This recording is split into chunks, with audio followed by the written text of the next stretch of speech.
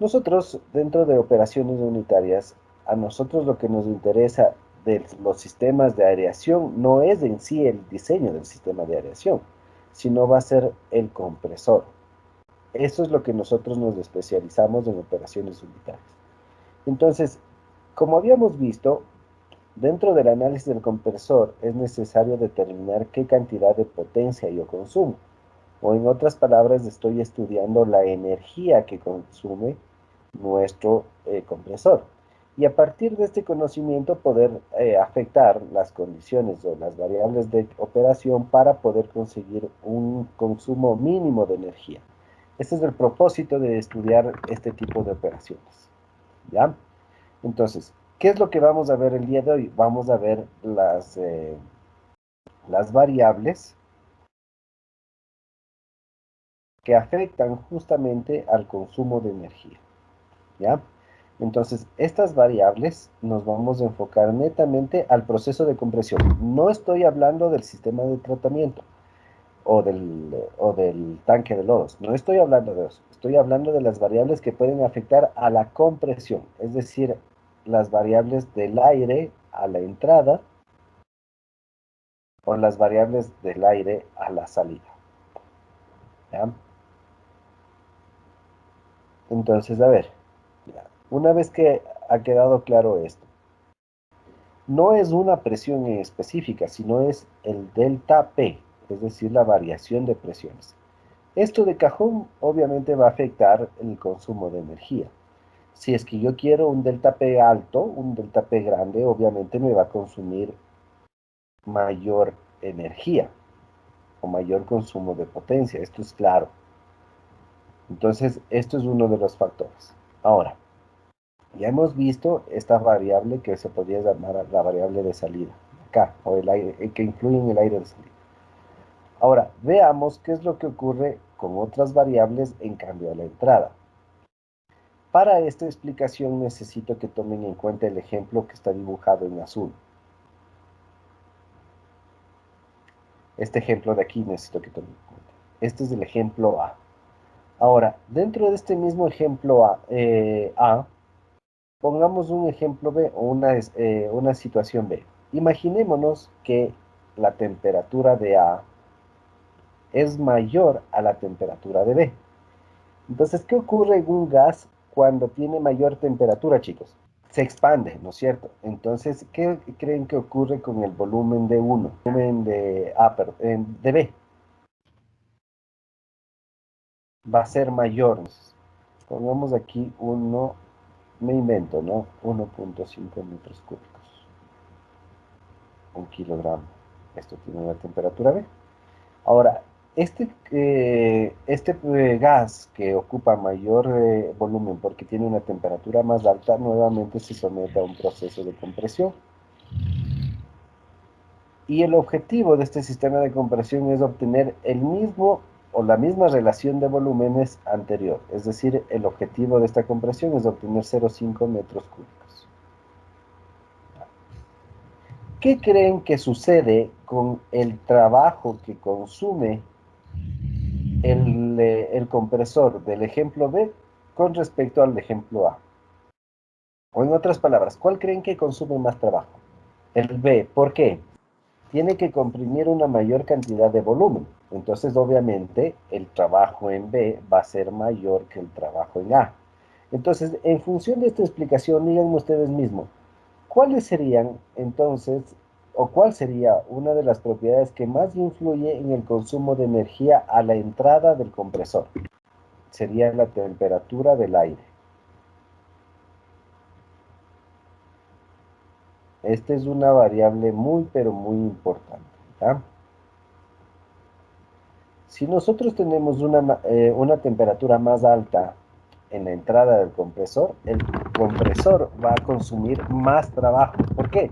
Porque al estar más caliente se expande más y necesita el compresor más trabajo para comprimirlo hasta un volumen final.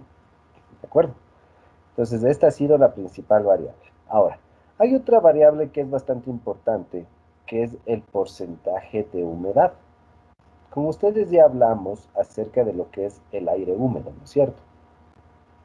¿Cómo definíamos al aire húmedo? Aire seco, perdón,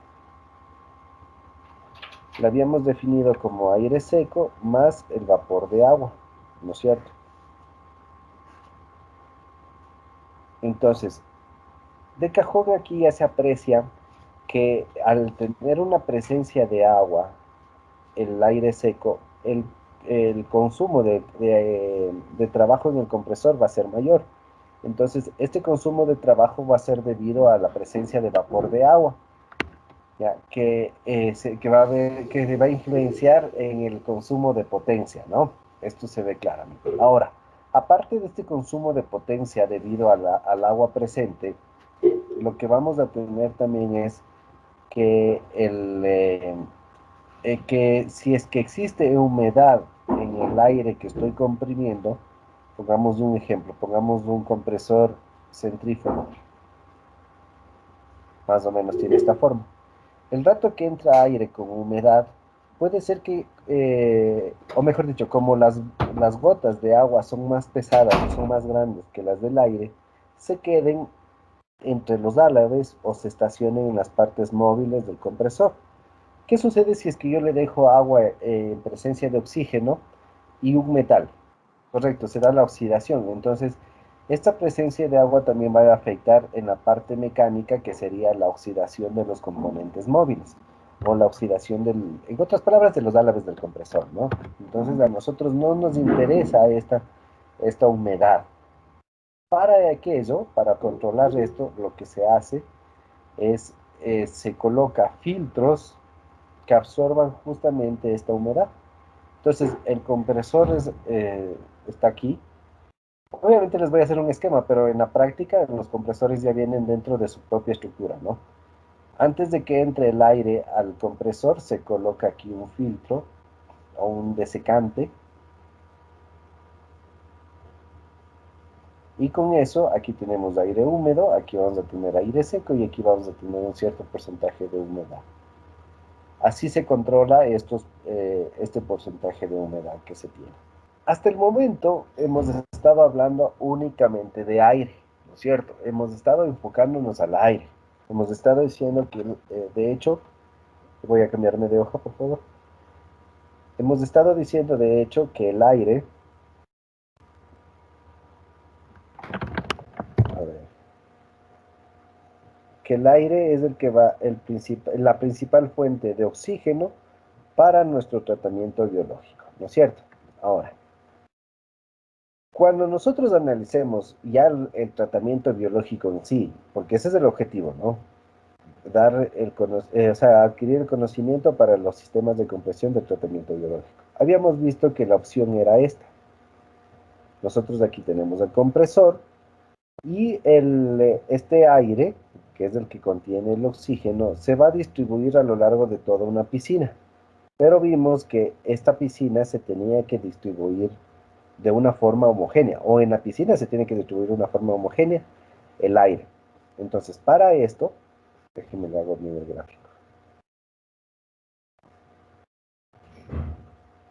Para esto, la mejor opción, la mejor opción que nosotros tenemos es colocar difusores.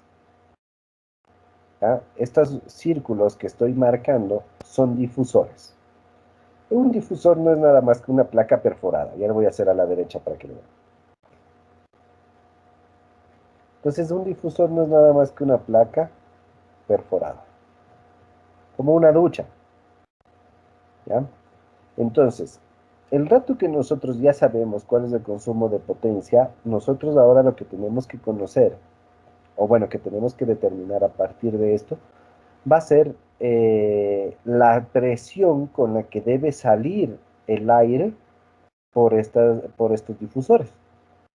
Entonces, ven, aquí entra un detalle que ya vimos, bueno, que ya hablamos, que solamente vamos a hacer un recorderis. La presión con la que tiene que salir la burbuja de aire por el difusor tiene que ser igual o mayor a la presión que está recibiendo el difusor por parte del agua. Entonces, este difusor perdón, esta burbuja de aire que sale por el difusor va a tener que vencer una columna de agua que es el alto de la piscina que nosotros tengamos. Entonces vamos a poner que el alto es H, ¿ya?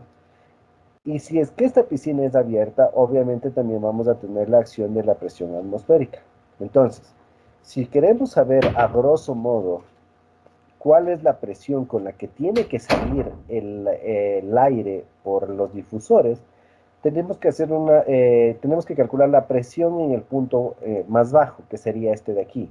Entonces, la presión de salida del compresor va a ser igual a la presión de la columna de agua, es decir, la presión hidrostática, más la presión atmosférica, ¿ya? En donde la presión 2 va a ser igual, la presión atmosférica. Entonces, la presión mínima que debería tener la línea de salida debería ser esta, ¿no? Esto hay que tener presente.